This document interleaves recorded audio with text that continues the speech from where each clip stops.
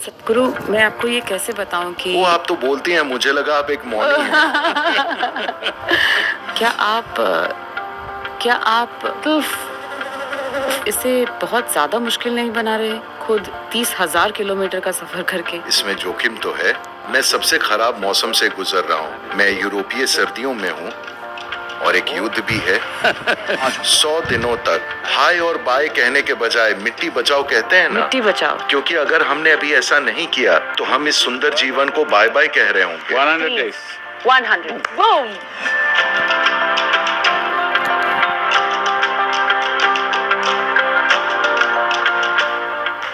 नमस्कार। सबसे पहले सतगुरु मैं आपको वो आप तो बोलती हैं, मुझे लगा आप मौनी हैं।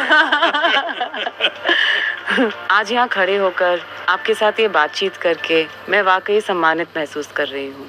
सबसे पहले इस पहल के लिए मेरी तरफ से ढेर सारी शुभकामनाएं और बधाई। यह एक बहुत बड़ी जिम्मेदारी है जिसे आपने उठाया है। मैं एक छोटे शहर से आती हूँ और कई सारी अनाज, दाल, चावल, सब्जी वे गांव से आते हैं और अब उनकी क्वालिटी काफ़ी ख़राब हो गई है। इसीलिए मैं आपसे पूछना चाहती हूँ, इस बातचीत की शुरुआत मैं आपसे ये पूछकर करना चाहती हूँ, किसान समुदाय के लिए ये अभियान कितना महत्वपूर्ण है?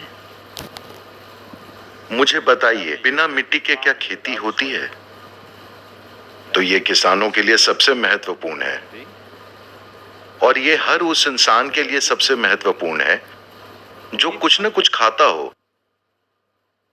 पर लगता है कि कुछ लोग हैं जो दावा करते हैं कि कुछ योगी होते हैं जो केवल धूप खाते हैं, वो कोई खाना नहीं खाते, वो सुरक्षित हैं। बाकी सबके लिए ये सुपर महत्वपूर्ण है, क्योंकि दुनिया का हर जिम्मेदार वैज्ञानिक इस ओर इशारा कर रहा है कि 2045 तक We'll be producing 40% less food and our populations will be over 9 billion. That's a disastrous world. That's not a world in which you want to live, not a world where you want to leave your children and go. हम 40% कम भोजन का उत्पादन कर रहे होंगे और हमारी आबादी 9 अरब से ज्यादा होगी। वो एक विनाशकारी दुनिया होगी। वो ऐसी दुनिया नहीं होगी जिसमें आप रहना चाहेंगी, ना तो ऐसी दुनिया होगी जहां आप अपने बच्चों को छोड़कर जाना चाहेंगी। तो क्या ये किसानों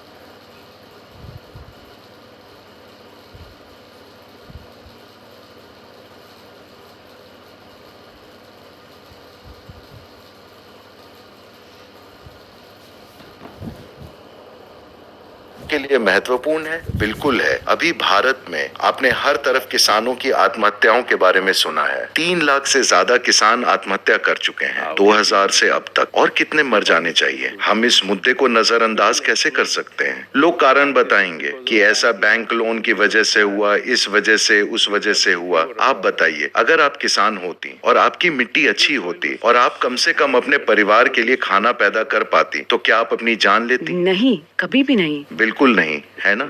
इसलिए हमें इस पर ध्यान देना होगा। आत्महत्या इसलिए होती है क्योंकि खराब मिट्टी पर खेती करके दिल टूट जाता है। अमेरिका में 50% किसानों ने पिछले 12 वर्षों में एक भी डॉलर नहीं कमाया है। दुनिया के सबसे अमीर देश अमेरिका में अगर हम हर पेशे में होने वाली आत्महत्याओं की संख्या देखें तो सबसे ज्यादा आत्महत्याएं किसान कर रहे हैं। तो अभी यही हालत है। क्या इससे किसान को कोई फर्क पड़ता है? बिल्कुल। आप उन कुछ खेतों का दौरा करें जिन्हें हमने फिर से जीवित किया है और देखें कि वहाँ किसान कितने खुश हैं, उनका जीवन कैसा है। सिर्फ आर्थिक मामले में ही नहीं, बस उस जमीन पर होने का आनंद देखिए जो समृद्ध और ऊर्जा से भरपूर है। तो सतगुरु, आपने ये पहल की है, लेकिन माफ कीजिएगा मैं आपसे ये पूछ रही हूँ, आप तो आप हैं, लेकिन पर फार बाय राइडिंग, क्या आप इसे ज्यादा मुश्किल नहीं बना रहे? 30,000 किलोमीटर की 26 देशों की यात्रा खुद करके।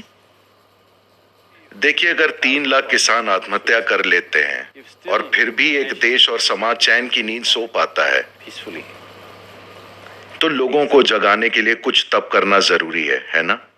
तो जीवन के इस पड़ाव पर आपको क्या लगता है कि मैं 35-25 का हूं, मैं 65 का हूं, ठीक है? तो जीवन के इस पड़ाव पर मैं दुनिया में ऐसे मुकाम पर हूं कि मैं बहुत आराम से जी सकता हूं। मैं जहां भी जाऊं, लोग मेरा ख्याल रखते हैं। मैं जानती हूँ, इसीलिए मैंने कहा कि आप तो आप हैं। तो मुझे वाकई कुछ करने की जरूरत नहीं है। मुझे इस दुनिया में किसी को कुछ साबित करने की जरूरत नहीं है, क्योंकि मैं वही हूँ जो मैं हूँ। और कहीं भी दुनिया के किसी भी कोने में मैं जाऊं, लोग मेरी देखभाल करते हैं, वे मुझे अच्छे से रखते हैं। चाहे मेरे पास कुछ भी ना हो, लोग फिर भी मेरा ख्याल रखेंगे। लेकिन अभी एक पीढ़ी के रूप में अगर हमने ऐसा नहीं किया तो हमें इसका गंभीर पछतावा होगा, क्योंकि बायोडायवर्सिटी का इतना नुकसान हो रहा है कि अगर आप इसे और 30 से 40 साल तक ऐसे ही होने देंगे तो इसे ठीक करने में 150 से 200 साल लग जाएंगे। पर अगर हम अभी कुछ करते हैं तो 10 से 15 या अधिकतम 20 वर्षों में हम एक महत्वपूर्ण बदलाव ला सकते हैं। ये एक कमिटमेंट है, ये एक जिम्मेदारी है, और ये हमारी पीढ़ी का सौभाग्य भी है, क्योंकि हम समय के उस मोड़ पर हैं जहां हम बदलाव ला सकते हैं। मुझे लगता है कि हमें बदलाव लाना चाहिए। अच्छा, क्या इसमें जोखिम है? हाँ, बिल्कुल है। मैं सबसे खराब मौसम से गुजर रहा हूँ। मैं यूरोपीय सर्दियों में हूँ और एक युद्ध भी है। अरब की गर्मी, तापमान लगभग 38-40 डिग्री है। यूरोप में कई जगहों पर तापमान 0 से नीचे है, और जब मैं भारत में प्रवेश करूंगा तब मॉनसून चरम पर होगा। तो रास्ते में मुश्किलें हैं। पर आप इसे हम सभी के लिए, पूरी मानव जाति के लिए कर रहे हैं, इसीलिए धन्यवाद। क्योंकि मैं एक इंसान हूँ, क्या किया जाए? अगर मैं किसी अलग प्रजाति होता तो न करता। समझ गई। सदगुरु, जब हम मिट्टी बचाओ की बात कर रहे हैं तो साथ ही पलायन, भूख, गरीबी की भी बात हो रही है। मैं बस एक और दृष्टिकोण पाना चाहती हूँ कि आध्यात्मिक साधक के लिए ये कितना महत्वपूर्ण है। दुर्भाग्य से आध्यात्मिक शब्द सभी प्रकार की धार्मिक संस्थाओं द्वारा अपहरण कर लिया गया है, और वो कहते हैं कि आध्यात्मिक यानी ऊपर देखो। आत्मा आकाश में नहीं है, वो यहाँ है, ठीक है? तो आत्मा को पूरी तरह से उल्लासित होना है, शरीर को पूर्ण उल्लास में होना होगा, मन को पूर्ण उल्लास में होना होगा, और ऊर्जा जरूरी है। ये माहौल होने पर ही आत्मा उड़ान भरेगी, वरना नहीं।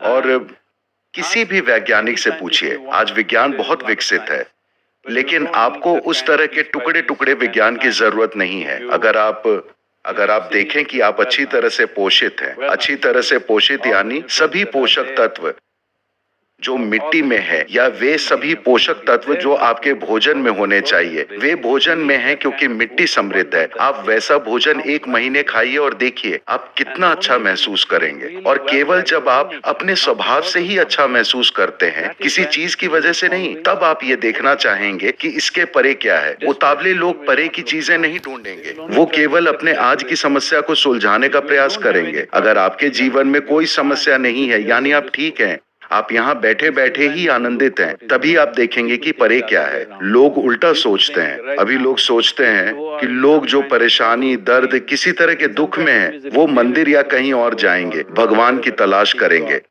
वो अध्यात्म नहीं है, ये आपकी समस्याओं का आसान समाधान खोजने की कोशिश है, ठीक है? क्योंकि अगर आप दुनिया को देखें तो दुनिया की सारी प्रार्थनाएं दुर्भाग्य से उनमें से 90% इस तरह हैं, मेरे भगवान मुझे ये दो, मुझे वो दो, मुझे बचाओ, मेरी रक्षा करो। यानी वो जीवन चलाने में बाहरी मदद चाहते हैं। अध्यात्म जीवन चलाने के लिए बाहरी मदद नहीं है, अध्यात्म जीवन चलाने की जरूरतों से आगे बढ़ जाने के बारे में है।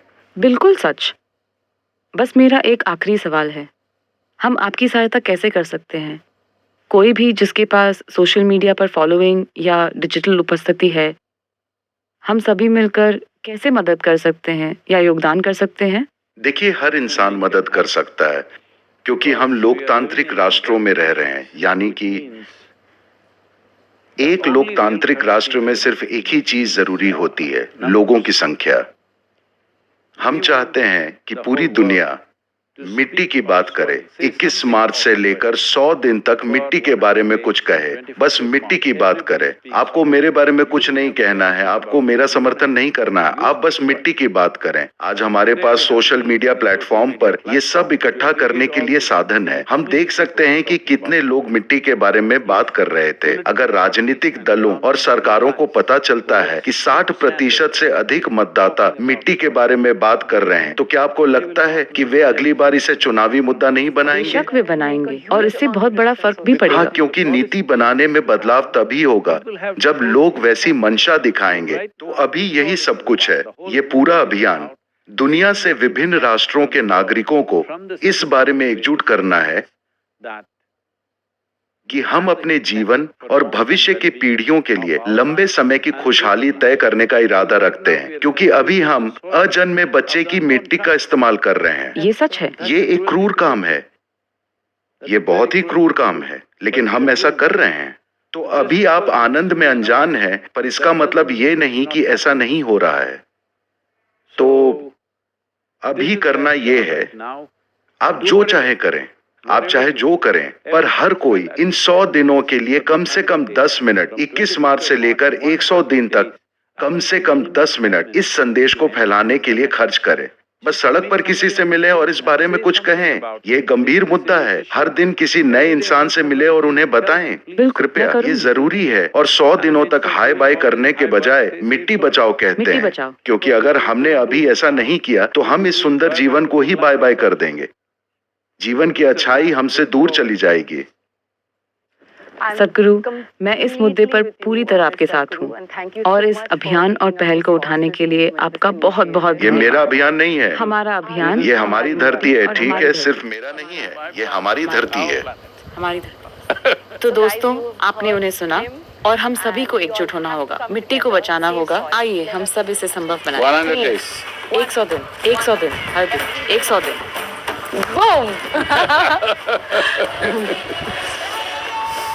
ठीक है, धन्यवाद, आपका बहुत बहुत धन्यवाद।